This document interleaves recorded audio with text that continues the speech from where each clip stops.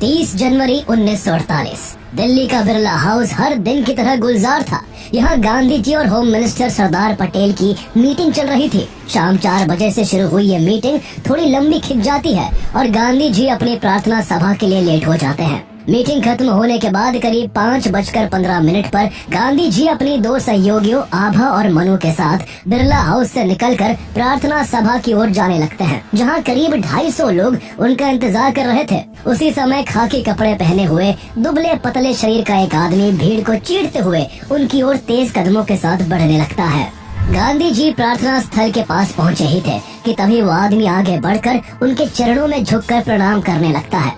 लेकिन जब गांधी जी की सहयोगी आभा इस अजनबी आदमी को रोकने की कोशिश करती हैं, तो वो उन्हें धक्का दे देता है। जब तक आसपास के लोग कुछ समझ पाते, तब तक वो शख्स गांधी जी पर ताबड़तोड़ 3 गोलियां दाग देता है। एक गोली गांधी जी के सीने में लगती है और 2 उनके पेट में लग जाती है। गांधी जी के मुंह से हे राम निकलता है और वो वहीं जमीन पर गिर पड़ते हैं। पूरे बिरला हाउस में सन्नाटा पसर जाता है। गोली लगने के कारण महात्मा गांधी वही अपने प्राण त्याग देते हैं। लेकिन इसी बीच एक और अजीब बात होती है। वो खाकी लिबास वाला आदमी गोली मारने के बाद वही खड़ा रहता है। उसने ना तो भागने की कोशिश की और ना ही खुद को छुपाने की जरूरत समझी। अदालत में इस आदमी की पहचान नाथूराम गोडसे के रूप में होती है, जिसने महात्मा गांधी को मारकर खुद को पुलिस के हवाले कर दिया था। कुछ दिनों बाद नाथूराम को इस जुर्म में फांसी दे दी जाती है। लेकिन कहानी यही खत्म नहीं होती। बीतते समय के साथ नाथूराम गोडसे काफी लोगों के लिए हीरो बन जाता है। लेकिन सवाल उठता है कि आखिर क्यों महात्मा गांधी की हत्या करने वाला शख्स आखिर लोगों के लिए हीरो कैसे बन गया? आखिर कौन था नाथूराम गोडसे, जिसकी चर्चा देश की आजादी की किसी कहानी में तो नहीं हुई, पर बाद में ये रातों रात अखबारों के पहले पन्ने पर छा गए? क्या थी नाथूराम गोडसे की असलियत और आखिरकार क्या थी वो वजह जो उसको राष्ट्रपिता महात्मा गांधी को मारना पड़ा? नाथूराम विनायक राव गोडसे का जन्म 19 मई 1910 को महाराष्ट्र के पुणे शहर के बारामती में हुआ था। उनके पिता विनायक वामन राव गोडसे पास के ही एक पोस्ट ऑफिस में नौकरी किया करते थे, जबकि उनकी मां लक्ष्मी एक हाउसवाइफ थी। नाथूराम के जन्म से पहले उनके माता पिता को एक बेटी और 3 बेटे हुए थे, लेकिन उनके तीनों बेटे पैदा होने के कुछ समय बाद ही मर गए। इसलिए उनके माता पिता ये मानने लगे थे कि उनके परिवार में सिर्फ लड़की ही बच सकती है। इसलिए जब उनके घर नाथूराम पैदा हुए तो उन्होंने उन्हें एक लड़की की तरह पाल पोस कर बड़ा किया। बचपन में उन्हें लड़कियों के कपड़े पहनाए गए और उनकी नाक छेद कर एक नथ भी पहना दी गई। नाक में नथ पहनने के कारण उनका नाम जो पहले रामचंद्र था वो नाथूराम पड़ गया। उनके बाद उनके भाई दत्तात्रेय, बहन शांता, फिर भाई गोपाल और गोविंद का जन्म हुआ। चूँकि नाथूराम के जन्म के बाद घर में कोई लड़का पहले की तरह मरा नहीं था, इसलिए उनका परिवार मानने लगा कि नाथूराम ने ही घर को हर श्राप से मुक्त किया है। पोस्ट ऑफिस में काम करने के कारण उनके पिता का लगातार ट्रांसफर होता रहता था। एक बार उनका ट्रांसफर एक गांव में हो गया। वहाँ कोई अच्छा स्कूल नहीं था और गोडसे के पिता चाहते थे कि उनका बेटा अंग्रेजी की पढ़ाई करे, इसलिए नाथूराम को पढ़ने के लिए उनकी मौसी के घर भेज दिया गया। लेकिन उनका पढ़ाई में मन नहीं लगता था। इस वजह से वो 1928 में 10वीं के एग्जाम में फेल हो गए। उन्हें स्कूल से नफरत सी हो गई थी, इसलिए वो पढ़ाई छोड़कर अपने पिता के पास रहने आ गए। 1929 में उनके पिता का ट्रांसफर रत्नागिरी में हुआ और यहीं से नाथूराम गोडसे के जीवन में अहम बदलाव आना शुरू हुआ। उस समय तक महात्मा गांधी चंपारण सत्याग्रह और नॉन कोऑपरेशन मूवमेंट के जरिए देश में काफी पॉपुलर हो चुके थे। गांधी जी लोगों से विदेशी कपड़ों को त्याग कर खादी कपड़े पहनने और साथ ही कांग्रेस में शामिल होने को कहते थे। गांधी जी से प्रभावित होकर देश के कई हिस्सों में हजारों लोगों ने अंग्रेजी हुकूमत के खिलाफ आवाज उठाने के लिए कांग्रेस को ज्वाइन कर लिया था। कांग्रेस द्वारा विरोध प्रदर्शन मुंबई और रत्नागिरी में भी होते थे, जिनमें नाथूराम गोडसे ने भी एक फॉलोअर के तौर पर नियमित रूप से भाग लेना शुरू कर दिया। इसी साल 1929 में गोडसे की मुलाकात सावरकर से हुई, जो उन दिनों भारत के हिंदुत्व के प्रचार प्रसार को लेकर काफी एक्टिव थे। सावरकर से मिलने के बाद नाथूराम उनके हिंदुत्व के विचारों से काफी प्रभावित हुए। उन्होंने सावरकर के लेखों को भी पढ़ना शुरू कर दिया। अब गोडसे के सामने 2 तरह की ऑर्गेनाइजेशंस थी। एक कांग्रेस थी जो सेक्युलर इंडिया की बात करती थी, जबकि दूसरी ओर राष्ट्रीय स्वयंसेवक संघ RSS जैसी ऑर्गेनाइजेशन थी जो हिंदू राष्ट्र चाहती थी। ऐसे में जब देश में मुस्लिम लीग मुस्लिमों की रिप्रेजेंटेटिव बनकर केवल मुस्लिमों की मांग उठा रही थी, तब गोडसे ने सेक्युलर कांग्रेस से ऊपर हिंदू ऑर्गेनाइजेशन RSS को रखा। 1932 में जब उनके पिता के रिटायर होने के बाद उनका परिवार रत्नागिरी से सांगली शिफ्ट हुआ तो गोडसे ने वहां आरएसएस को ज्वाइन कर लिया। वो आरएसएस के कार्यक्रमों में जोर शोर से हिस्सा लेने लगे, लेकिन इसी दौरान जब घर में फाइनेंशियल क्राइसिस होने लगे तो नाथूराम गोडसे ने घर का खर्चा चलाने के लिए मजबूरन नौकरी करने से लेकर फल बेचने तक कई कामों में हाथ आजमाया। इसके बाद उन्होंने सिलाई का काम सीखा और वो संघ के लोगों के भी कपड़े सिलने लगे। उनका काम चल पड़ा और वो अपनी कमाई से हर महीने 70 रुपए घर भेजने लगे। रेगुलर आरएसएस के कार्यक्रमों में हिस्सा लेने और उनके ही कपड़े की सिलाई करने के कारण उनकी जान पहचान आरएसएस के बड़े बड़े नेताओं से होने लगी। उसी समय देश में हिंदू महासभा भी काफी पॉपुलर हो रही थी। 1937 में हिंदू महासभा के प्रेसिडेंट सावरकर बने और तभी गोडसे ने आरएसएस के साथ साथ हिंदू महासभा के लिए भी काम करना शुरू किया। कुछ ही महीनों में उन्होंने इस ऑर्गेनाइजेशन में भी अपनी अच्छी खासी पकड़ बना ली। आरएसएस और हिंदू महासभा ज्वाइन करने के बाद नाथूराम गोडसे पूरी तरह से हिंदू नेशनलिस्ट आइडियोलॉजी के लिए कमिटेड हो चुके थे और उन्हें अब कांग्रेस और गांधी जी की हिंदू मुस्लिम एकता की बातें बिल्कुल खोखली लगने लगी थी। गोडसे ने अखबारों में आर्टिकल्स लिखने और आंदोलनकारियों के बीच भाषण देने भी शुरू किए, जिससे वो आसपास के क्षेत्रों में थोड़े बहुत पॉपुलर होने लगे। 1938 में जब आर्य समाज हैदराबाद के निजाम द्वारा हिंदुओं के अधिकारों को दबाए जाने के खिलाफ सत्याग्रह कर रहा था, तब इस सत्याग्रह में आर्य समाज के साथ हिंदू महासभा भी जुड़ गई। निजाम के खिलाफ किए जा रहे प्रोटेस्टर्स के एक ग्रुप का नेतृत्व नाथूराम गोडसे ने भी किया, लेकिन हैदराबाद में निजाम का इस कदर दबदबा था कि विरोध में उठ रही आवाजों को दबाने के लिए उनके एक इशारे पर प्रोटेस्टर्स को जेल में डाला जाने लगा। नाथूराम को भी अरेस्ट करके करीब 1 साल के लिए हैदराबाद की जेल में बंद कर दिया गया। इसके बाद जब सेकेंड वर्ल्ड वॉर की शुरुआत हुई तो अंग्रेजों का ध्यान भारत से हटकर वर्ल्ड वॉर 2 की तरफ जा चुका था। भारत में अपनी ढीली पकड़ को मजबूत करने के लिए ब्रिटिशर्स इंडियन फ्रीडम की बात करने वाले रेवोल्यूशनरीज के खिलाफ सख्त कदम उठा रहे थे।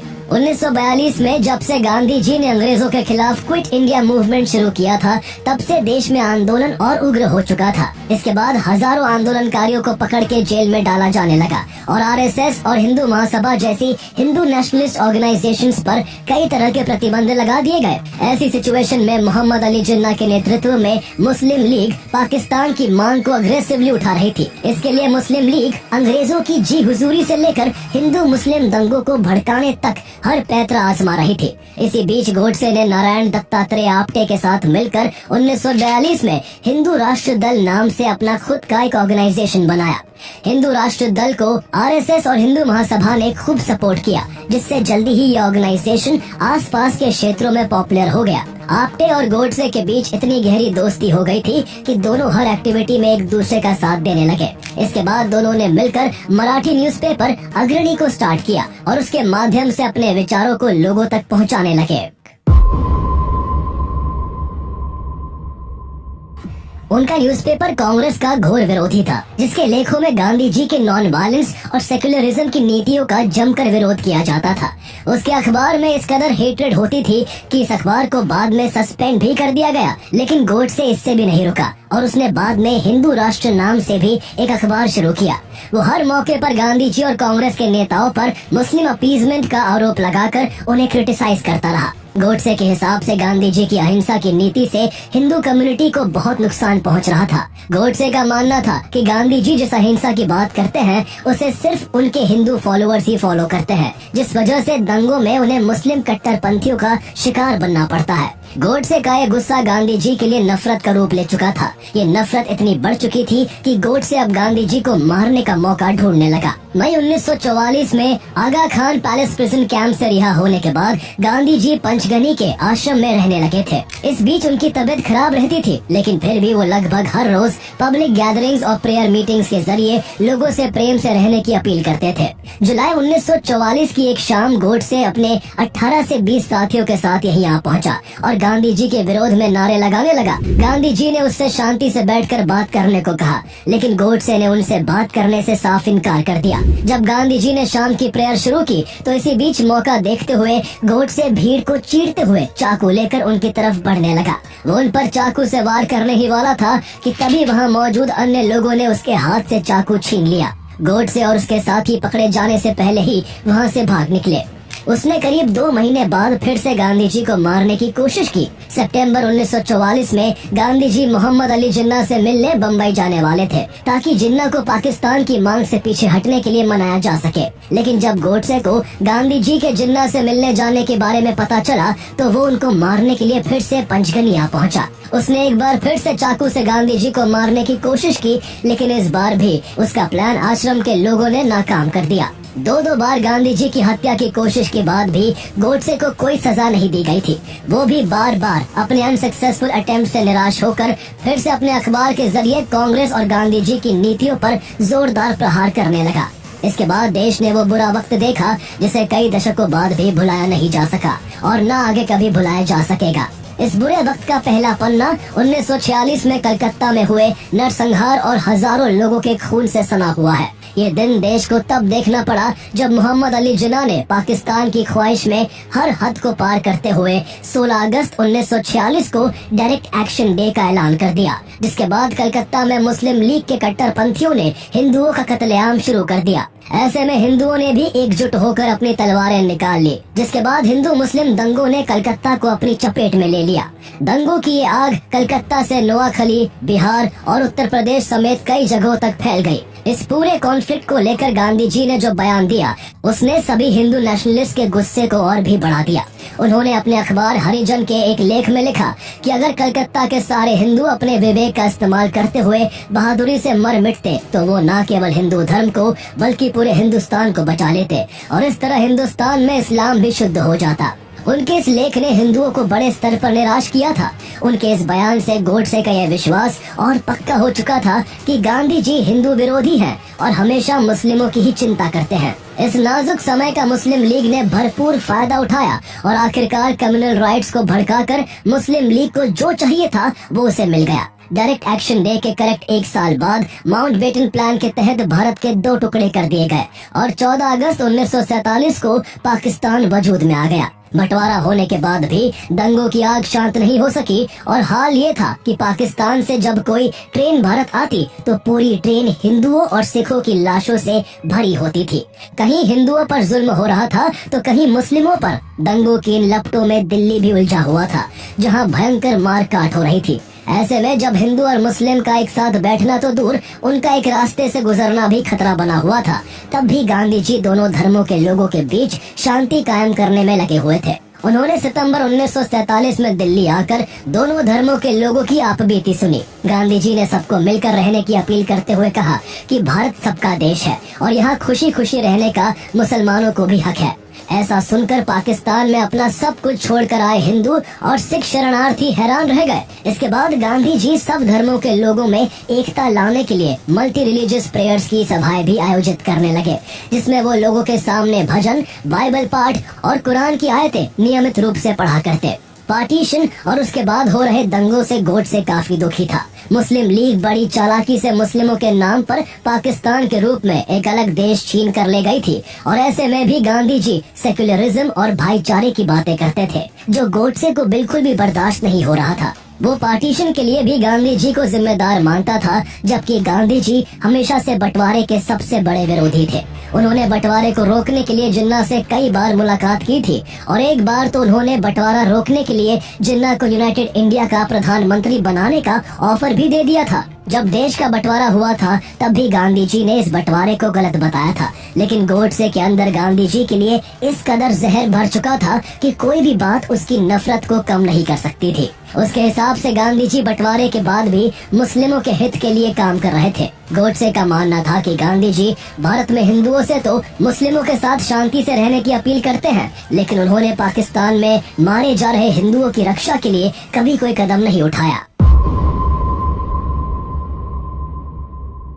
उसका ये गुस्सा तब और बढ़ गया जब उसे पता चला कि 13 जनवरी 1948 को गांधी जी अनशन करने वाले हैं। गांधी जी के अनशन पर बैठने के 2 कारण थे और दोनों ही कारणों से गोडसे बहुत नाराज था।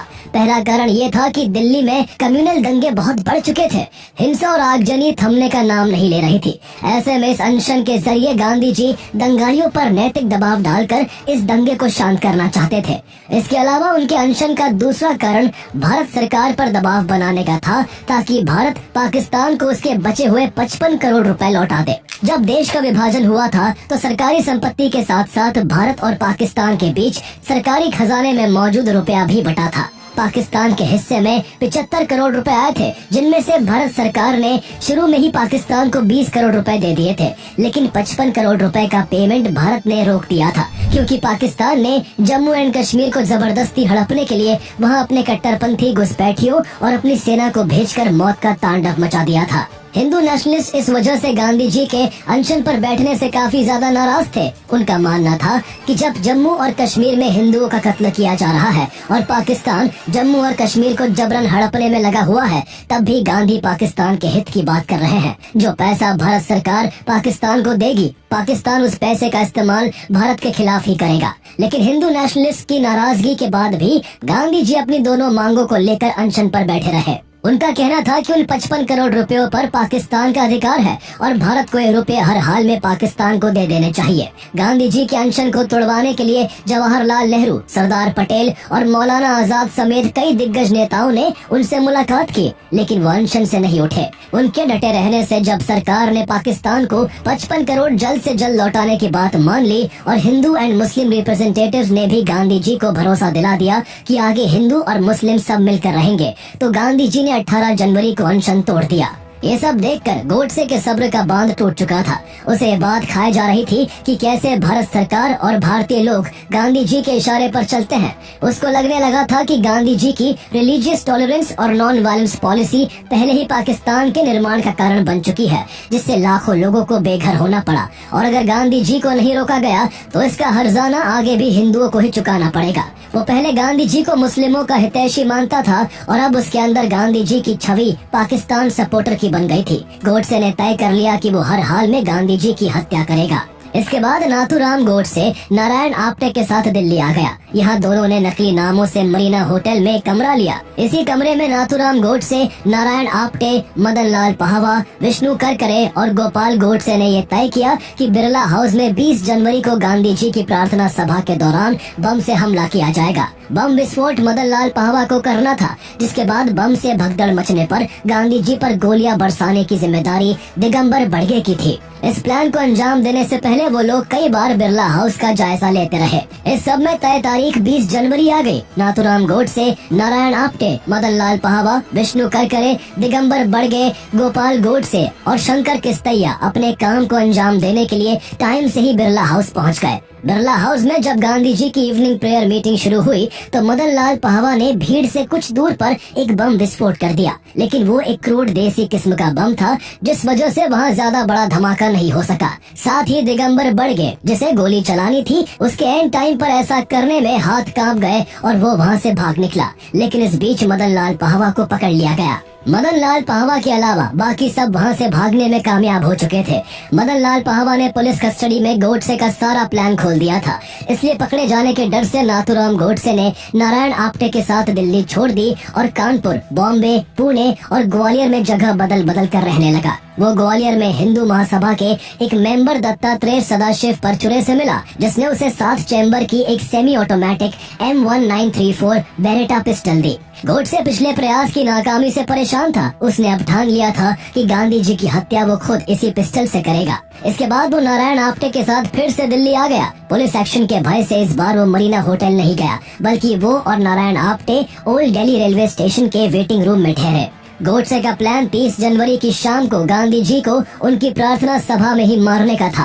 प्लानिंग की गई कि बुर्का पहनकर गांधी जी की प्रार्थना सभा में पहुंचा जाए। बाजार से एक बड़ा सा बुर्का भी खरीद कर लाया गया, लेकिन जब नाथूराम ने उसे पहनकर देखा तो उसे लगा कि बुर्के से पिस्टल निकालने में मुश्किल आएगी, इसलिए बुर्का पहनने का प्लान ड्रॉप कर दिया गया।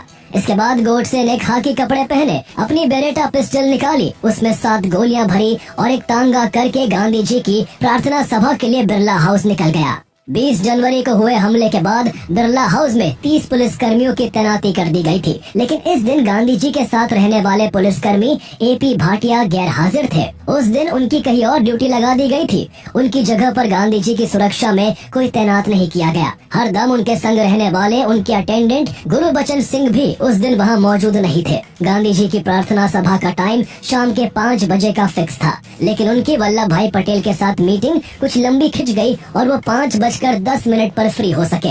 अब तक करीब 250 लोगों की भीड़ गांधी जी की प्रार्थना सभा में शामिल होने के लिए पहुंच चुकी थी, जिसमें से एक नाथूराम गोडसे भी था, जो गांधी जी के वहां आने का बेसब्री से इंतजार कर रहा था। तभी उसे गांधी जी अपनी दोनों सहयोगियों आभा और मनु के कंधों का सहारा लेकर प्रार्थना सभा की ओर आते हुए देखे। गांधी जी प्रार्थना स्थल के पास पहुंचे ही थे कि नाथूराम गोडसे ने उनकी तरफ बढ़कर उनके पैर छूने का नाटक किया, लेकिन जब उसे ऐसा करने से गांधी जी की सहयोगी ने रोकने की कोशिश की तो उसने उन्हें धक्का देकर एक के बाद एक लगातार 3 गोलियां गांधी जी पर दाग दी। जब तक कोई कुछ समझ पाता, गांधी जी लहूलुहान होकर वही गिर पड़े और उनके मुंह से केवल 2 शब्द निकले, हे राम। कुछ देर बाद वहां मौजूद डॉक्टर बीपी भार्गव ने गांधी जी को चेक किया और करीब 5:40 पर उन्हें मृत घोषित कर दिया। पूरा देश बापू की मौत की खबर से सन्न था। खबर मिलते ही पंडित नेहरू भी तुरंत बिरला हाउस पहुंच गए और वो बापू के खून से लथपथ शरीर से लिपट कर रोने लगे। हर तरफ शोक पसरा हुआ था। गृह मंत्री सरदार वल्लभ भाई पटेल को गांधी जी की मौत से इतना गहरा धक्का पहुंचा कि उन्होंने गांधी जी की हत्या को अपनी नाकामी मानते हुए अपना इस्तीफा सौंप दिया। हालांकि जवाहरलाल नेहरू इसके लिए तैयार न हुए और उन्होंने सरदार पटेल का इस्तीफा अस्वीकार कर दिया। गांधी जी पर गोली चलाने के बाद गोडसे वहां से भागा नहीं था। वो वहीं खड़ा रहा और उसे फिर पुलिस ने हिरासत में ले लिया। गोडसे के अरेस्ट के बाद गांधी जी की हत्या की प्लानिंग के आरोप में नारायण आप्टे, शंकर किस्तैया, विनायक दामोदर सावरकर, नाथूराम गोडसे के भाई गोपाल गोडसे, मदन लाल पाहवा, विष्णु करकरे, दत्तात्रेय परचुरे और दिगंबर बड़गे को अरेस्ट किया गया। इस केस का ट्रायल मई 1948 में शुरू हुआ और इस केस की सुनवाई के लिए दिल्ली के लाल किले में स्पेशल कोर्ट बनाया गया। स्पेशल जज आत्माचरण की कोर्ट में इस केस की सुनवाई शुरू हुई। जून 1948 से नवंबर 1948 के बीच स्पेशल कोर्ट में कुल 149 गवाहों ने अपनी गवाही दी। जब गोडसे को अपना पक्ष रखने का मौका मिला तो उसने 30,000 शब्दों का अपना एक कन्फेशन पढ़ा। उसका डिफेंस 2 मुख्य आर्गुमेंट्स पर आधारित था। पहला ये कि गांधी के मर्डर के लिए केवल वही रिस्पॉन्सिबल था और दूसरा ये कि उसका ये एक्ट किसी पर्सनल ग्रज के कारण नहीं बल्कि पूरी तरह से एक पॉलिटिकल आइडियोलॉजी से प्रेरित था। 10 फरवरी 1949 को स्पेशल कोर्ट ने अपना फैसला सुनाया। नाथूराम गोडसे, नारायण आप्टे और 5 अन्य को दोषी पाया गया। गोडसे और आप्टे को मौत की सजा सुनाई गई। विष्णु करकरे, मदन लाल पाहवा, शंकर किस्तैया और गोपाल गोडसे को उम्र कैद की सजा दी गई, जबकि दत्तात्रेय परचुरे को 7 साल की सजा सुनाई गई। सावरकर को सबूतों के अभाव में बरी कर दिया गया और दिगंबर बड़गे सरकारी गवाह बन गए। बाद में गोडसे समेत सभी आरोपियों ने इस फैसले को पंजाब हाई कोर्ट में चैलेंज किया। हाई कोर्ट में 3 मेंबर्स बेंच ने इस केस की सुनवाई की। सुनवाई के दौरान गोडसे ने किसी लॉयर की मदद लेने से इनकार कर दिया और कहा कि वो अपना केस खुद लड़ेगा। अपनी अपील में गोडसे ने कोर्ट के इस फैसले का विरोध किया कि गांधी जी की हत्या एक कॉन्स्पिरेसी थी। इस सुनवाई के बाद हाई कोर्ट ने दत्तात्रेय परचुरे और शंकर किस्तैया को बरी कर दिया, लेकिन बाकी सभी की सजा को बरकरार रखा। बाद में गोडसे ने प्रिवी काउंसिल में भी अपील करने की कोशिश की, जो उस समय देश का उच्चतम न्यायालय था, लेकिन वहां उसकी अपील को रिजेक्ट कर दिया गया। इसके बाद 15 नवंबर 1949 को अंबाला जेल में नाथूराम गोडसे और नारायण आप्टे को गांधी जी की हत्या के जुर्म में फांसी दे दी गई। गोडसे आरएसएस से जुड़ा हुआ था, इसलिए सरदार वल्लभ भाई पटेल ने गांधी जी की हत्या के केवल 5 दिन बाद 4 फरवरी 1948 को आरएसएस पर बैन लगा दिया था। सरदार पटेल ने आरएसएस को एक चिट्ठी में ये भी लिखा था कि आरएसएस ने हिंदू समाज की सेवा की है, लेकिन आपत्ति इस बात पर है कि आरएसएस के हर भाषण में सांप्रदायिक जहर भरा होता है। इसी का नतीजा है कि देश को गांधी जी का बलिदान देना पड़ा। इसके बाद सरदार पटेल ने आरएसएस से लिखित बयान लिया था कि वो मात्र एक सांस्कृतिक संगठन बन के रहेंगे और कभी राजनीति में नहीं आएंगे। जुलाई 1949 में कुछ कंडीशंस के साथ आरएसएस पर से बैन हटा दिया गया। हालांकि गांधी जी की हत्या के बाद जब शक की सुई आरएसएस की तरफ घूमी थी, तब आरएसएस ने साफ कर दिया था कि गोडसे ने कई साल पहले ही आरएसएस को छोड़ दिया था। खुद गोडसे ने भी अपने बयान में इस बात का दावा किया था कि वो बहुत पहले ही आरएसएस को छोड़ चुका था। लेकिन नाथूराम गोडसे के भाई गोपाल गोडसे और उनके परिवार वाले आखिर तक ये दावा करते रहे कि नाथूराम गोडसे ने कभी आरएसएस को नहीं छोड़ा था। इसके अलावा इस केस से जुड़ी एक जरूरी बात ये थी कि गोडसे ने ट्रायल के दौरान गांधी की हत्या को लेकर जो स्टेटमेंट्स दी थी, उन्हें गवर्नमेंट ने तुरंत बैन कर दिया था। 1968 में बॉम्बे हाई कोर्ट द्वारा जब इस बैन को हटाया गया, तो नाथूराम के भाई गोपाल गोडसे ने जेल से रिहा होने के बाद गोडसे की दलील को एक किताब के रूप में पब्लिश किया, जिसका टाइटल था व्हाई आई असैसिनेटेड गांधी। इस किताब में एक जगह गोडसे ने कहा था कि गांधी को देश का राष्ट्रपिता कहा जाता है, लेकिन अगर ऐसा है तो उन्होंने पिता होने के कर्तव्य का पालन नहीं किया, क्योंकि उन्होंने देश के विभाजन को स्वीकार कर देश के साथ बहुत बड़ा विश्वासघात किया था। आगे गोडसे ने ये भी कहा कि मुझे पता है कि गांधी की हत्या करने की वजह से मेरी जिंदगी बर्बाद हो जाएगी और लोग मुझसे नफरत करेंगे, लेकिन मुझे यकीन है कि गांधी के बिना भारतीय राजनीति प्रैक्टिकल रिटेलिएट करने में सक्षम और आर्म्ड फोर्सेस के साथ मजबूत होगी और भारत पाकिस्तान के अत्याचारों से बच जाएगा। गोडसे का बयान सच के करीब था, ये सच से बहुत दूर। इसका आकलन तब से लेकर आज तक हर कोई अपने अपने हिसाब से करता रहा है। गोडसे को लेकर लोग कभी एकमत नहीं हो सके। किसी की नजर में वो हीरो है तो कोई उसे आजाद भारत का पहला टेररिस्ट मानता है। आप गोडसे को किस नजर से देखते हैं? आप कमेंट में बता सकते हैं।